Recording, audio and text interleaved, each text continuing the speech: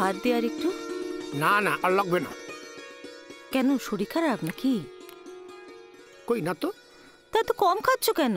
আরে বাবা, 54 বছর বয়স হয়ে গেল, এখন একটু খাওয়া দাওয়া কন্ট্রোল করা দরকার। বাবা, ঢং দেখে আর বাঁচি না। এতে আবার ঢঙের কি দেখলে?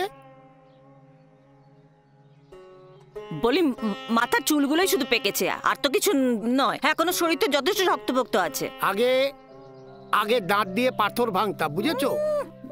পাথর ভাঙতাম। এখন বুড়ো হয়েছে এই যা। এ নাও, ছোট মাছ দিচ্ছি, সবটা খেয়ে নেবে। আচ্ছা, মেয়েদের বড় মাছগুলো দিও, ওদের জন্য তো কিছু করতে পারি না। ভালো মন্দ সেভাবে তো হয় না কিছু। ঠিক আছে, খুব আছে, তুমি খাও তো।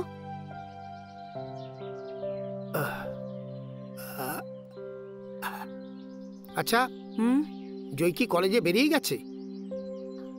দেখিনি এখনো। ডাল আর নেবে না? না, ওটা তুমি নিয়ে যাও। এটা নিয়ে গেলাম তাহলে। ডাল আর লাগবে না। আজও রাত করো না, তাড়াতাড়ি ফিরো।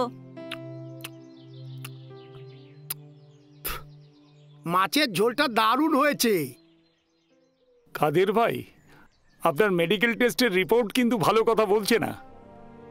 শরীরের কলকবজাগুলো বেশ নড়বড়ে, একটু সাবধানে থাকতে হবে। সাবধানই তো আছি ডাক্তার। তাহলে শরীরের এই হাল কেন? আমার যে জীবনযাত্রা, তাতে এর থেকে ভালো থাকা সম্ভব নয়। তা বললে চলবে কেন? আপনার উপর কতগুলো মানুষ নির্ভরশীল ভেবেছেন। আপনার খারাপ কিছু হলে কতগুলো পরিবার ভেসে যাবে একবার ভাবুন তো। দেখো, কারোর জন্য কিছু আটকায় না ডাক্তার। আমার অবর্তমানে তাদের জন্য সমস্ত রকম ব্যবস্থা আমি করে রেখেছি। না না, আমি আপনার সঙ্গে তর্ক করতে চাইছি না, তবু বলবো শরীরের দিকে একটু নজর দিন। হ্যাঁ, তুমি যখন বলছো তখন একটু ভেবে দেখব।